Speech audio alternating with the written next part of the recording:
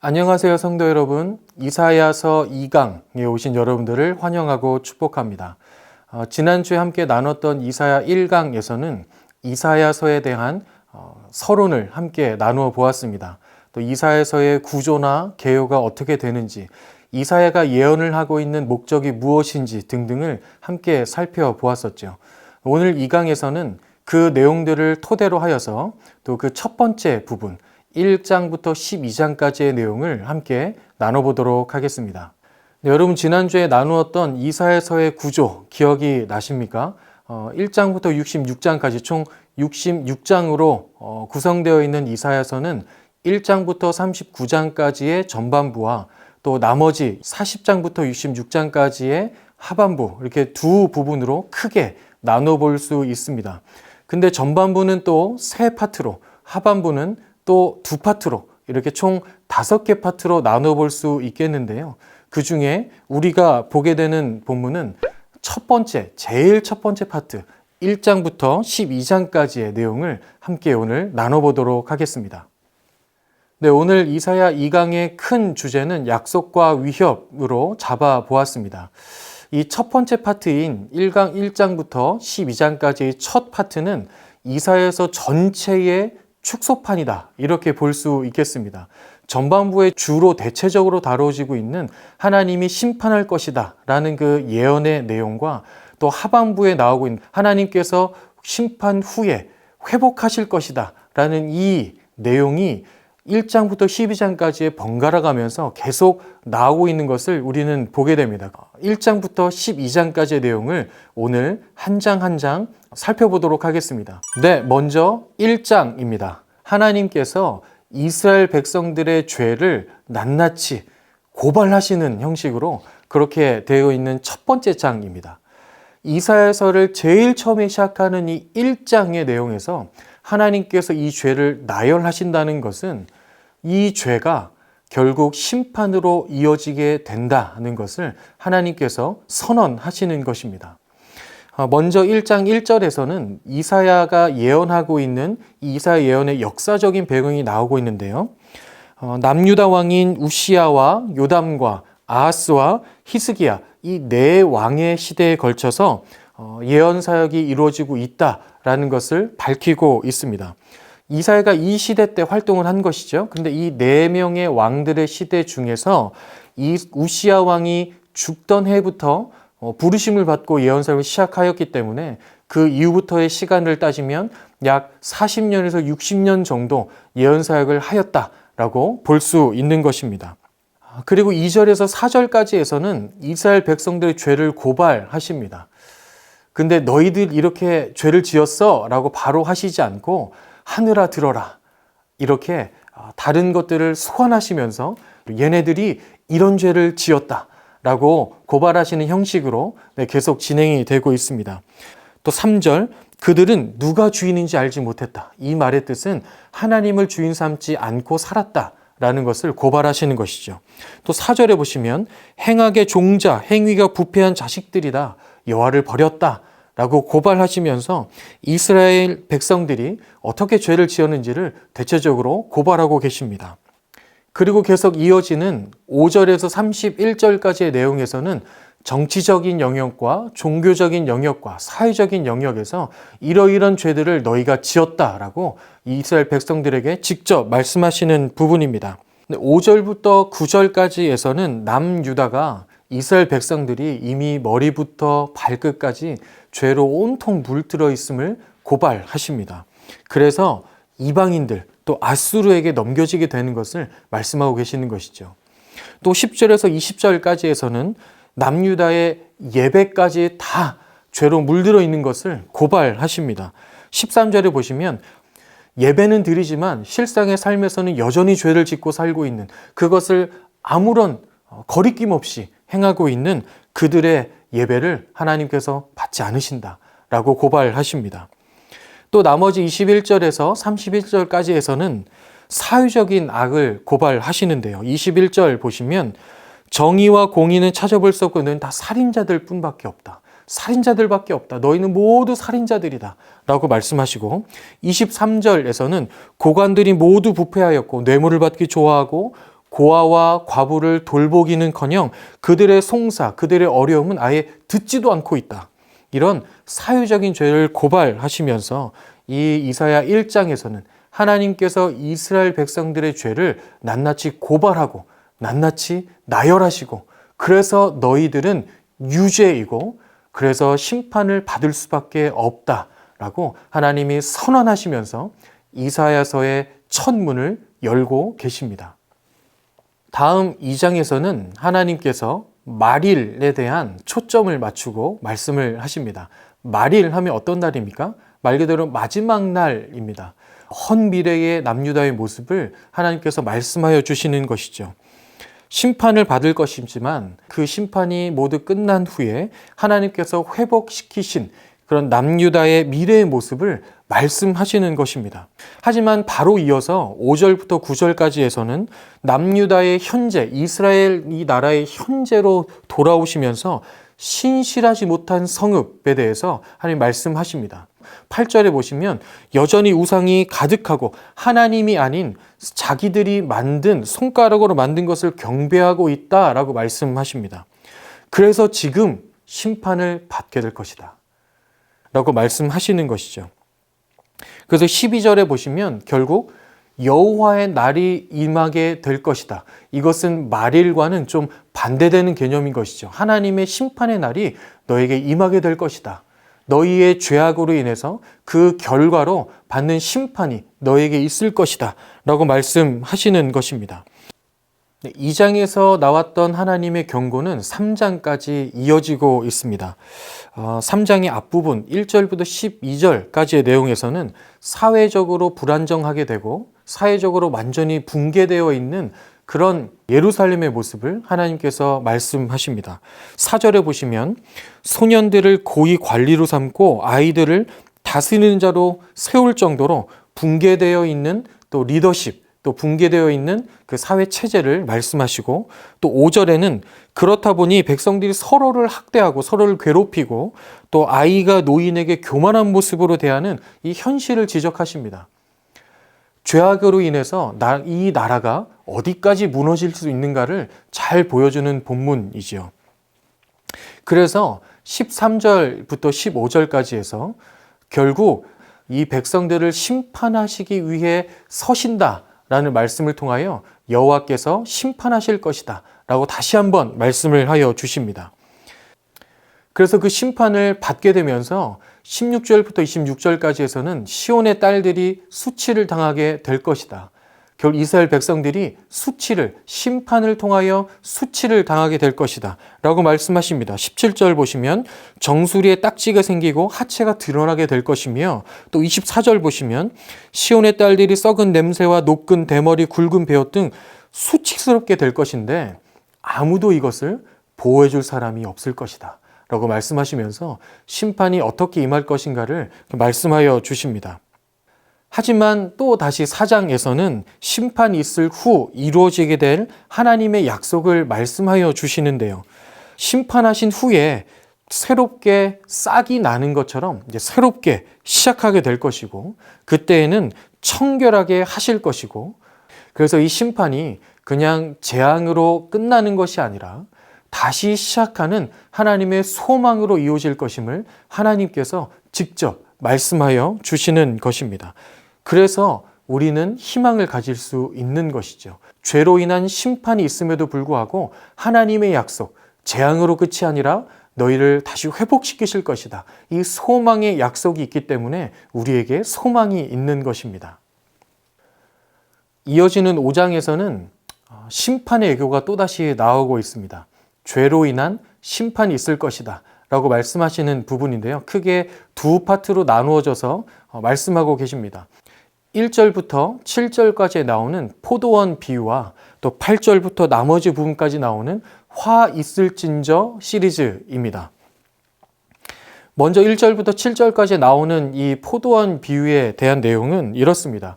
포도원이 있었고 그 포도원에 극상품 포도나무, 최상품의 품질을 가진 씨앗을 심었는데 거기에서 열매를 맺고 보니 들포도를 맺게 된 것이죠. 들포도는 아주 질이 좋지 않은 그런 포도를 뜻합니다. 최상품의 포도나무를 심고 기대하였는데 아주 품질이 좋지 않은 들포도나무가 나왔다. 그래서 이 포도원을 다 헐어버릴 것이다 라고 말씀하시는 부분이 1절부터 7절까지에서 나오고 있는 것을 보게 되고요. 또 이어지는 8절부터 25절까지에서는 화 있을진저, 6번의 화 있을진저가 선언되고 있습니다. 8절과 11절, 18절, 20절, 21절, 22절을 보시면 되겠습니다. 그래서 마치 마태복음에 나오는 예수님께 선포하신 화 있을진저와 비슷한 시리즈입니다.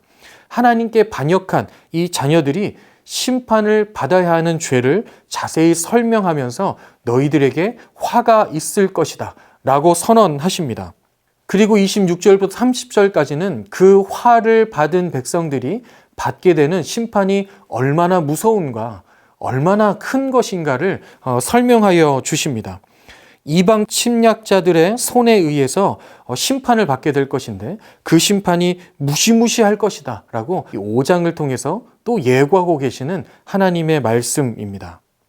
이렇게 본 것처럼 1장에서 5장까지의 내용에서는 물론 이제 회복의 약속의 말씀도 중간에 나오긴 하지만 대체적으로 1장부터 5장까지는 심판을 예고하시는 말씀들이 많이 나오고 있습니다.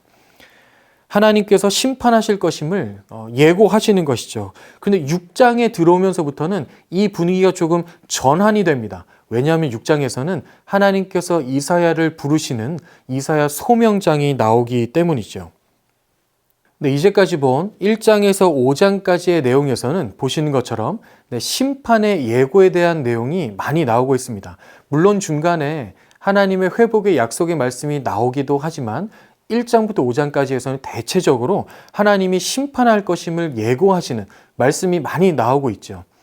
그런데 6장에 들어오면서부터는 조금 분위기가 전환됩니다. 왜냐하면 6장에서는 이사야를 부르시는 소명장이 나오고 있기 때문이죠. 그래서 6장을 지나면서 이 나머지 부분 7장부터 12장까지 회복의 말씀들이 나오는 그 첫 단계로 6장 이사야를 부르시는 이사야 소명장이 나오고 있어서 이 앞부분 1장에서 5장까지의 심판의 부분과 또 7장부터 12장까지 회복의 약속이 나오는 대체적으로 그렇게 나오고 있는 이 두 부분의 다리 역할을 하고 있는 6장의 말씀을 보게 되겠습니다. 이 구조로 볼 때에 이사야 6장은 이사야를 부르시는 내용인데 이사야를 부르시는 하나님의 그 부르심은 하나님께서 심판 이후에 우리 모든 이스라엘 백성들을 다시 하나님의 언약 백성으로 회복시키시는 그 구원 사역의 가장 첫 단계다. 그러면 6장을 한번 살펴보겠습니다. 네, 6장 1절에서 4절까지에는 보좌에 앉으신 거룩하신 왕을 보게 되는 이사야의 모습이 나옵니다. 하나님께서 높이 들린 보좌에 앉으셨고 옷자락이 성전에 가득한 그런 왕의 모습을 보게 되죠. 이사야서 전체를 통틀어서 한 단어가 3번 연속 반복되는 부분은 이 부분이 유일합니다. 거룩하다, 거룩하다, 거룩하다. 그러니 이사야서에서 하나님의 거룩하심을 대단히 강조하고 있는 것이죠. 왜 그렇습니까? 하나님께서 죄를 그만큼 싫어하시고 미워하시기 때문입니다. 하나님은 거룩하신 분이시기 때문에 죄와는 함께 하실 수가 없는 것이죠. 그런데 이스라엘 백성들이 자꾸만 죄를 짓는 것입니다. 죄악에 빠지는 것이고 죄로 물드는 것입니다. 그렇기 때문에 거룩하신 하나님과 함께 할 수 없기 때문에 하나님의 심판이 임할 수밖에 없다라는 것을 강조하고 있는 것이죠. 그렇게 1절부터 4절이 지난 후에 5절부터 7절까지에는 그 거룩하신 보좌에 앉으신 하나님 앞에 서게 되는 이사야의 모습이 나오고 있습니다. 하나님께서 이사야를 선지자로 세우는 과정이 나오고 있는 것이죠. 그리고 또 이어서 8절부터 13절까지에서는 그 부르심에 응답하는 이사야의 반응과 또한 그렇게 반응하고 응답한 이사야에게 주시는 하나님의 사명이 계속 이어져서 나오게 되는 것입니다. 그 사명이 무엇인가 하면 백성들에게 가서 나의 말을 전해다오 였습니다. 나의 말을 백성들에게 전해다오. 나의 경고를 백성들에게 전해다오. 이것을 하나님께서 부탁하십니다. 그 소명을 이사야에게 주시는 것이죠. 하지만 이와 함께 9절에 보시면 내 말을 전한다고 해도 그들이 깨닫지 못하고 보아도 알지 못할 것이다 라고 말씀하시는 하나님의 안타까운 마음이 서려 있는 것을 우리는 보게 됩니다. 근데 특별히 이사야 6장에서는 5절부터 7절까지의 내용을 조금 주목하여서 보고 싶습니다. 왜냐하면 이 5절, 6절, 7절에서는 하나님께서 행하실 구원 사역의 원형이 나오고 있기 때문이죠.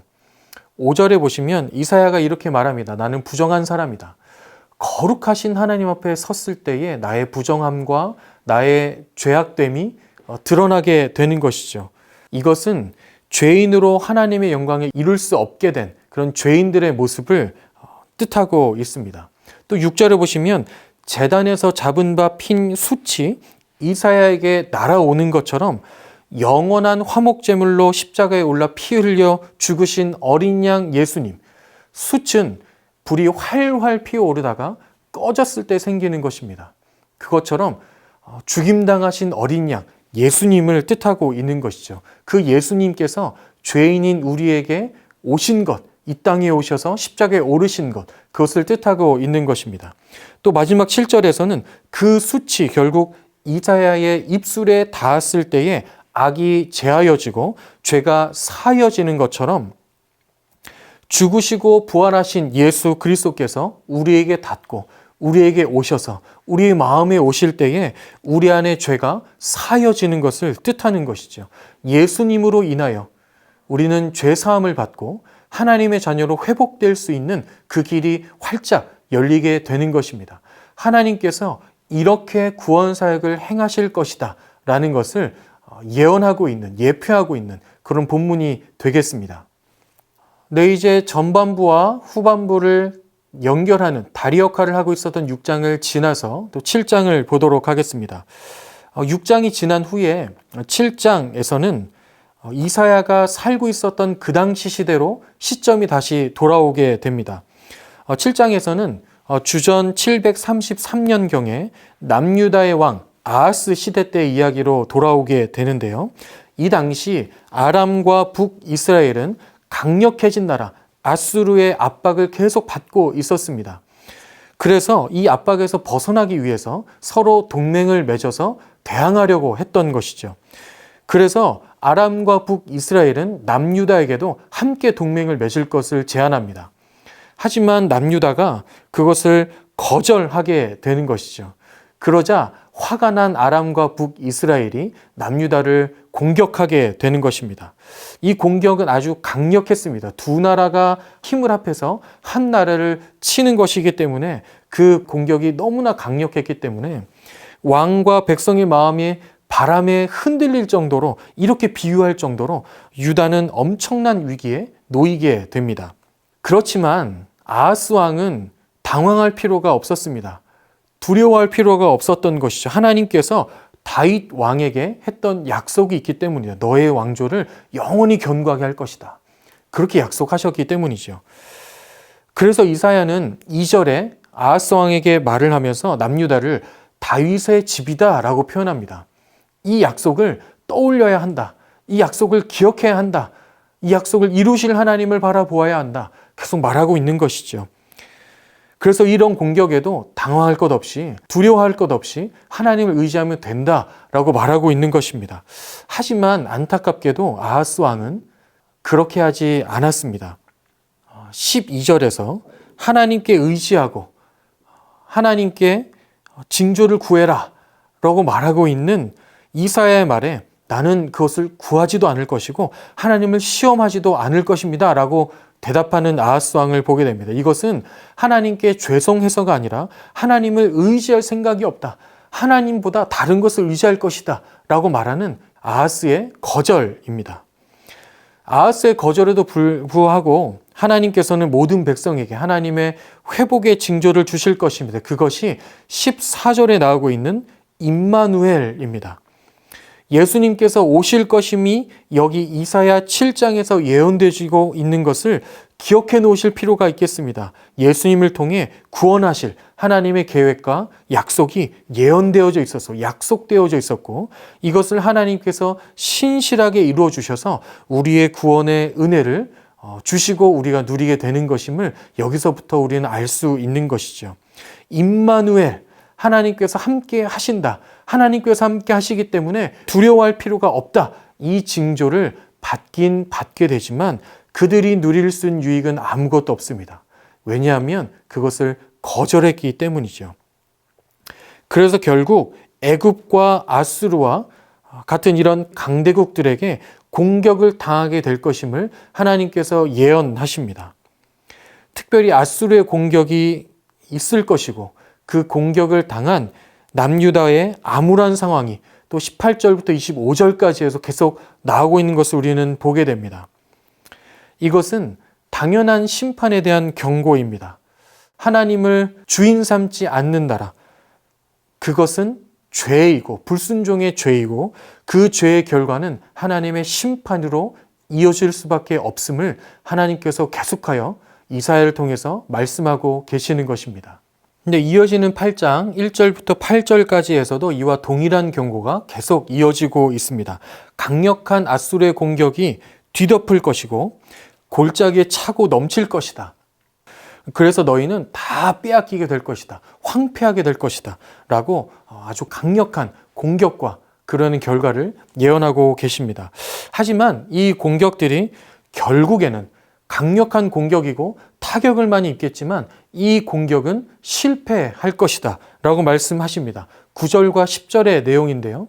아수르가 끝내 패망할 것이다. 라고 말씀하십니다. 그 이유는 임마누엘 하시는 하나님이 영원히 함께 계시기 때문에 그렇습니다. 함께 하시는 하나님께서 한 번 더 기회를 허락하여 주시는 것이죠. 근데 그 기회가 어떻게 이루어질 것인가 하면 그 공격으로부터 살아남은 자들, 남은 자들을 통해 이루어질 것임을 11절부터 22절까지 해서 말씀하고 계십니다. 하나님께서 그들에게 한 번 더 기회를 주셔서 한 번 더 깨우치고 또 그들이 말씀에 따라 살도록 하나님께서 말씀하여 주십니다. 이렇게 기회를 한 번 더 주었으니 너희는 나만 바라봐야 돼. 나에게 순종해야 돼. 내 말씀을 따라 살아야 돼. 나를 주인 삼고 살아야 돼. 라고 말씀하여 주시는 것이죠.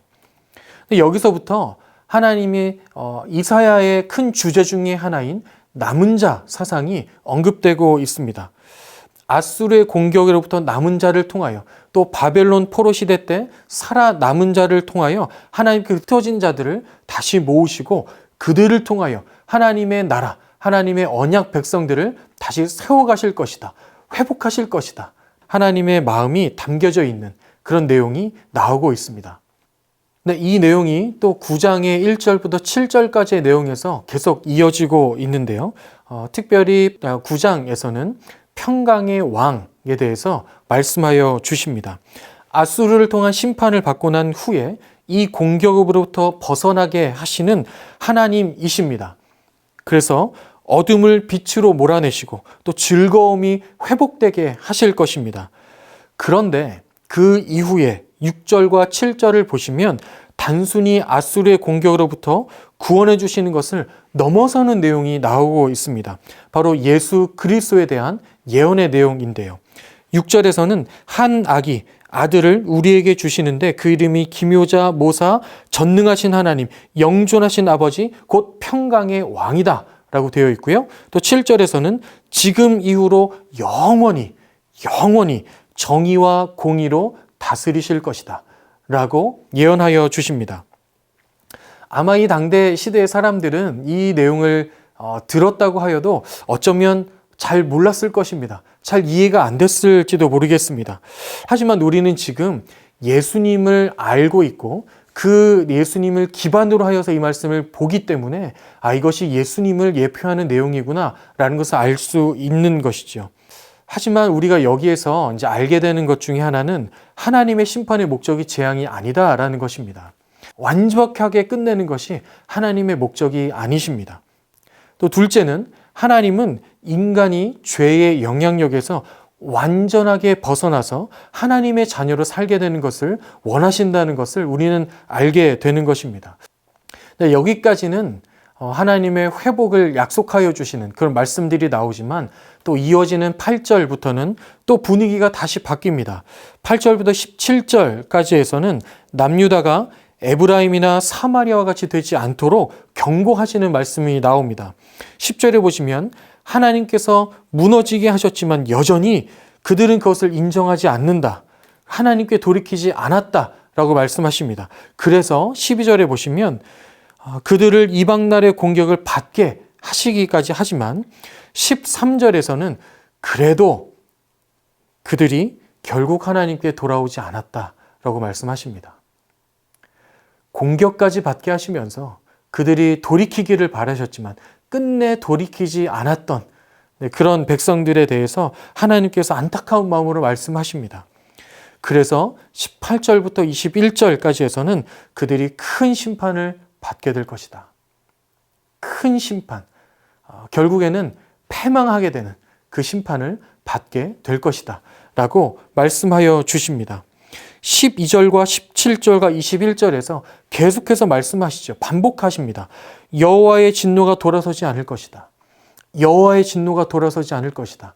너희가 돌이키지 않았기 때문에, 경고했는데도 돌이키지 않았기 때문에 그 진노, 여호와의 진노가 돌아서지 않을 것이다 라고 강조해서 말씀하여 주시는 것입니다. 너희는 돌이키지 않았으니 심판을 받게 될 것이다 라고 말씀하시는 것이죠. 그래서 하지만 21절에 남유다, 유다를 언급하시면서 이 모든 경고의 목적이 남유다를 향해 있는 것임을 밝혀주십니다. 너희들 이것을 보면서 너희들이라도 돌이켰으면 좋겠다. 너희들이라도 돌아왔으면 좋겠다. 라는 말씀을 계속해서 언급하여 주시는 것이죠. 네, 이렇게 하나님께서 진노를 돌이키지 않고 심판하실 것이다. 이 내용이 10장의 전반부 1절부터 4절까지에서도 계속해서 이어지고 있습니다.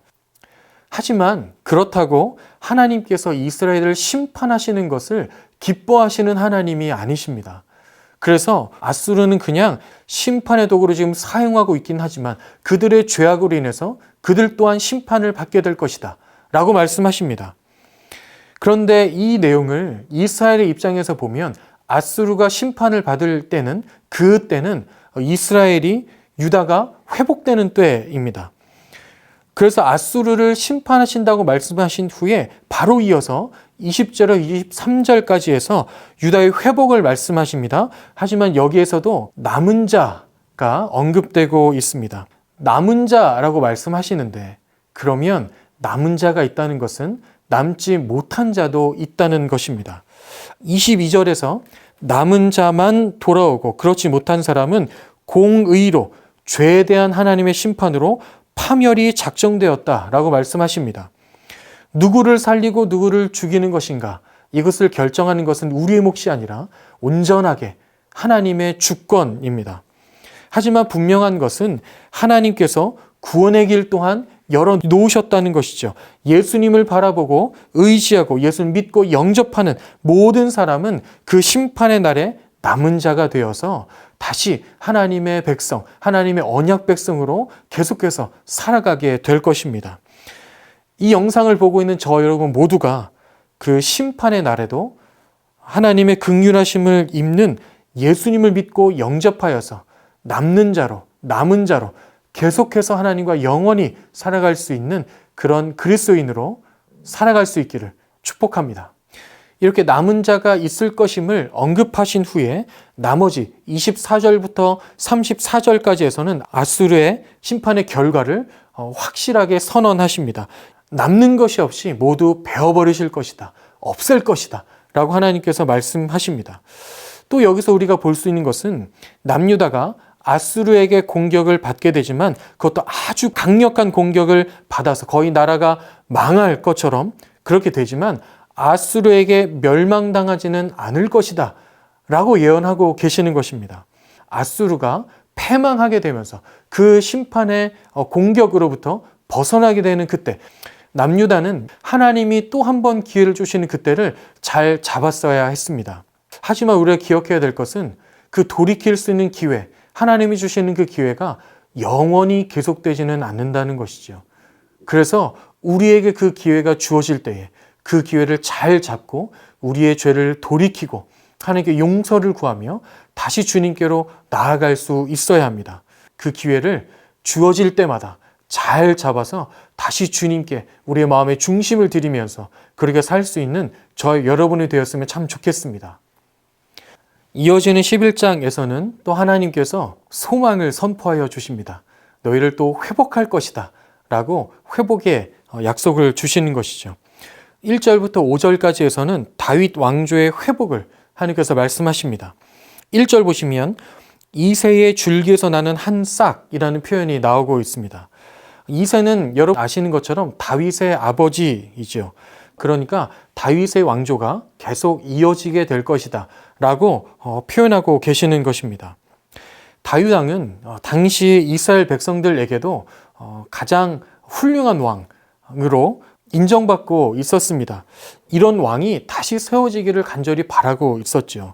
그런데 다시 싹이 난다는 것은 먼저는 다윗 왕조가 끊어질 것임을 말씀하시는 것입니다. 그리고 다시 싹이 난다는 표현은 동일한 의미로 하지만 그 왕조가 다시 이어지게 될 것이다 라고 말씀하고 계시는 것입니다. 다윗 왕조가 끊어질 것이지만 즉 이스라엘 백성이 망하게 될 것이지만 싹이 나는 것처럼 하나님께서 다시 이 백성을 회복시키실 왕을 세워주실 것이다. 보내주실 것이다. 라고 하나님께서 약속하여 주시는데 여러분 이 왕 누구이십니까? 우리가 아는 예수 그리스도이십니다. 다윗의 가문을 통하여 이 땅에 오시는 평화의 왕, 평강의 왕 예수 그리스도이시죠. 그 예수님께서 모든 인간들의 죄를 대신 지시고 십자가에 달려 죽으심으로 그 죄의 문제를 해결하여 주시고 우리가 죄인으로 하나님께 다가갈 수 없었던 존재들임에도 불구하고 그 죄의 영향력을 부활하심으로 모두 깨뜨리시고 우리가 하나님께 나아가 하나님과 함께 하나님의 백성, 하나님의 자녀로 살아갈 수 있도록 하여 주실 것이다. 이것을 지금 이 본문에서 하나님께서 예언해주고 약속해주고 계시는 것입니다.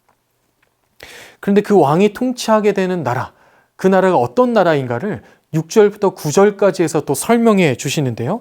그 나라에는 강자도 없고 약자도 없습니다.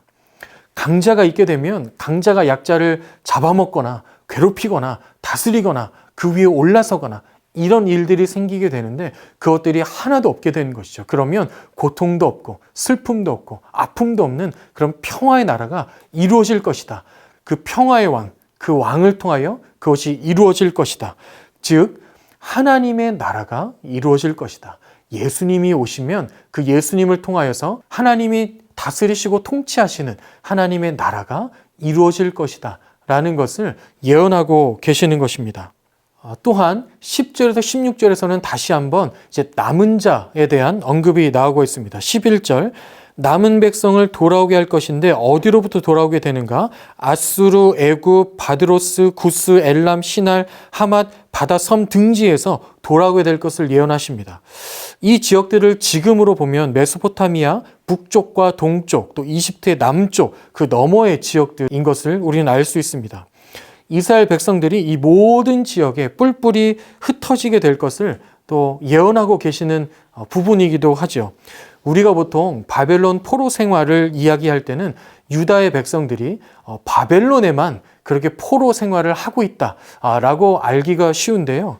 유다 백성들은 나라가 망하면서 바벨론으로 포로로 끌려가기도 하였지만 그 외의 등지에도 뿔뿔이 흩어지고 도망하고 그렇게 살고 있었던 것을 우리는 기억해야 하겠습니다. 그래서 이 백성들을 그 모든 곳에서 다 돌아오게 하실 것이다.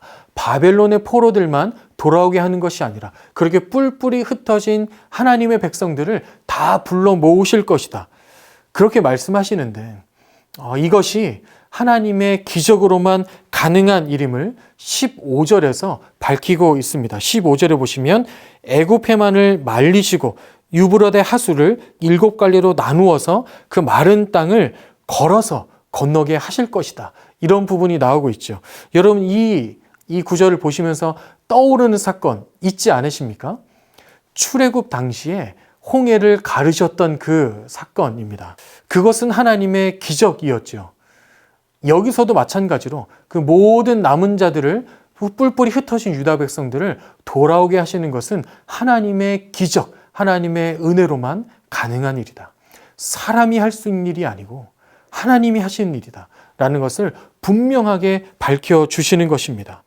그래서 16절에 보시면 이 일을 출애굽 때와 같을 것임을 한번 언급하여 주십니다. 출애굽 또한 하나님의 기적으로 일어났던 것처럼, 하나님의 능력으로 모든 것이 이루어졌던 것처럼 지금 흩어진 자들, 남은 자들을 불러 모아서 하나님의 자녀로, 하나님의 백성으로 회복시켜 주시는 이 일 또한 하나님의 기적으로, 하나님의 능력으로만 가능할 일이다. 하나님이 주권적으로 그렇게 이루실 것임을 하나님이 선언하고 계시는 것입니다.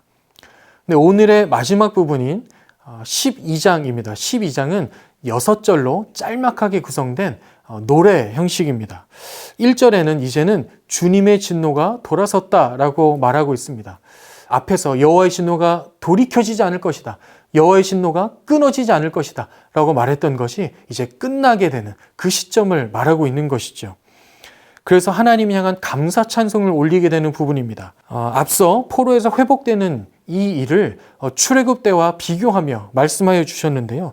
출애굽 때 홍해를 가르시고 이스라엘 백성들은 마른 땅을 걸어서 건넜지만 뒤쫓아오고 있었던 애굽의 군대들은 그 물에 다시 닫히는 그 홍해에 이제 수장되고 다 이제 죽게 됩니다. 그래서 그것을 경험한 이스라엘 백성들이 하나님께 감사하며 찬양을 올리는데요. 그 내용이 출애굽기 15장 2절에 나와 있습니다. 모세와 이스라엘 백성들이 이렇게 하나님을 높이는 것이죠. 여호와는 나의 힘이요 노래시며 나의 구원이시다. 이렇게 하나님을 높이며 찬양하는데요. 지금 이사야 12장에서도 홍해를 경험하며 불렀던 그 노래가 동일하게 나오고 있음을 알 수 있습니다.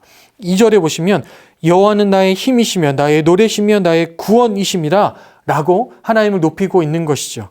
하나님의 구원을 경험한 백성들은 하나님을 높이는 찬양을 올려드리게 되어 있습니다.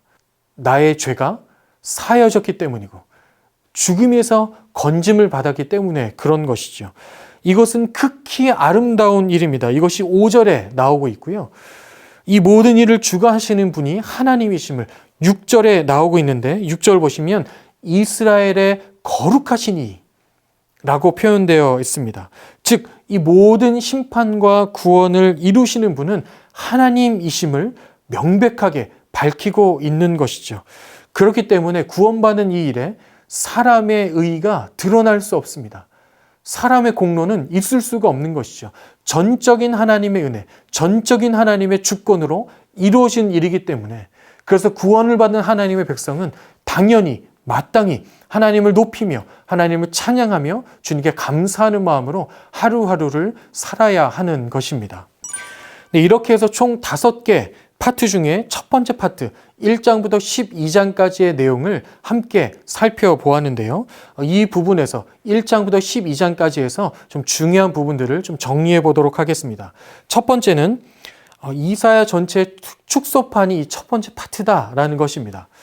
이 첫 번째 파트 1장부터 12장까지를 보면 이사야 전체에 어떤 내용들이 나올 것인가를 다 알 수 있다는 것이죠. 위협과 약속, 심판과 구원이 반복돼서 나오면서 하나님께서 이스라엘 백성들을 그들의 죄로 인해 심판하실 것이다. 하지만 그 심판이 있은 후에 하나님께서 한 왕 예수 그리스도를 보내시면서 이 하나님의 백성을 다시 회복시키실 것이다. 이 내용을 계속해서 이사야 66장을 통해서 예언할 것임을 우리는 알 수 있게 되겠습니다. 두 번째는 남은 자인데요. 심판이 끝이 아니라 하나님 회복이 이어질 것인데 남은 자들을 통해서 그렇게 할 것이다 라고 말씀하십니다. 심판을 통해서 물론 남지 못하는 사람들도 있겠지만 하나님을 믿고 하나님께 돌이킨 그 남은 자들을 통해서 하나님께서 이 일들을 이루실 것이다 라고 말씀하여 주시는 것이죠.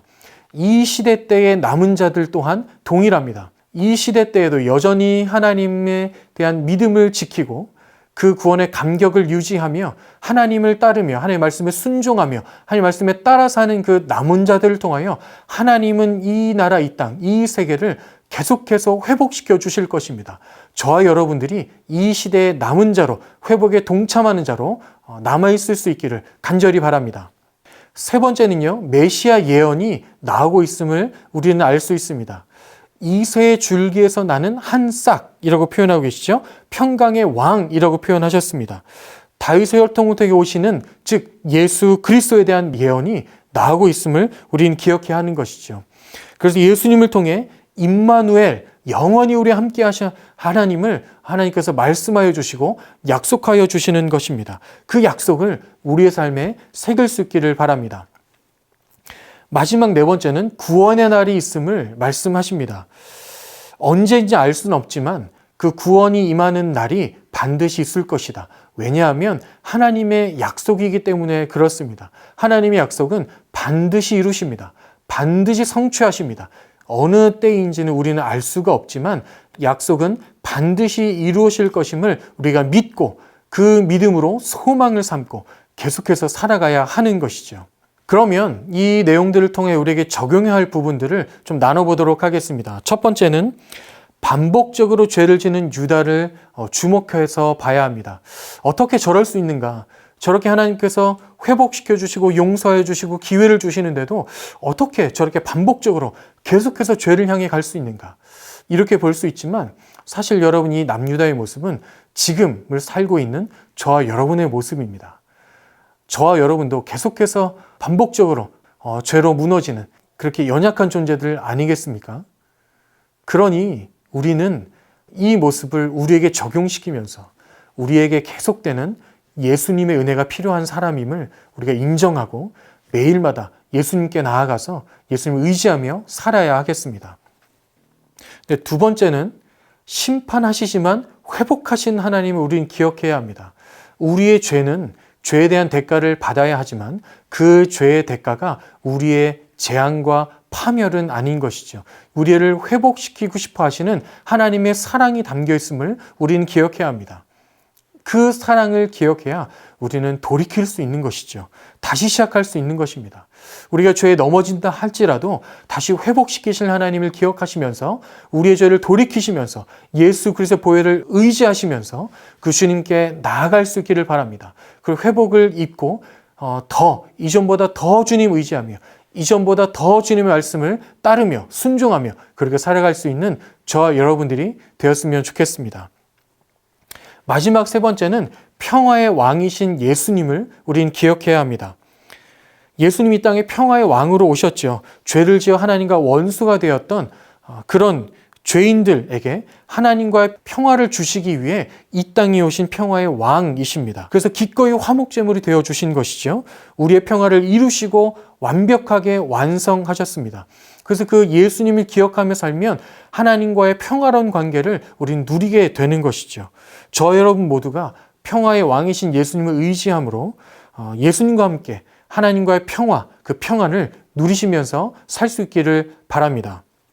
네, 이것으로 이사야 2강의 강의를 모두 마쳤습니다. 이 강의에서 우리가 기억해야 될 부분들, 우리 삶에 적용해야 될 부분들을 기억하시면서 적용하시면서 더 주님께 깊이 나아가시는 저 여러분의 일주일이 되시기를 주님의 이름으로 축원합니다. 기도하겠습니다. 하나님 감사합니다. 이사야 2강 1장부터 12장까지를 통하여 하나님이 이스라엘 백성들의 죄를 심판하실 것이고 또한 하나님께서 한 왕을 보내주셔서 다시 회복시켜 주실 그 약속을 우리가 살펴보았습니다. 이 약속이 우리에게도 동일하고 그 약속이 성취되고 있음을 우리가 기억할 수 있기를 원합니다. 하나님께서 예수님을 보내주시고 예수님을 통하여 하나님과 관계를 다시 회복시켜 주셔서 우리가 그렇게 하나님의 자녀로 살아갈 수 있음에 감사드리고 감격하며 그 주님을 찬양하며 높이며 그렇게 살아갈 수 있는 우리 모두가 될 수 있도록 우리 인도하여 주옵소서. 감사드리며 예수님의 이름으로 기도합니다. 아멘. 네, 수고하셨습니다. 이사야 3강에서 뵙도록 하겠습니다.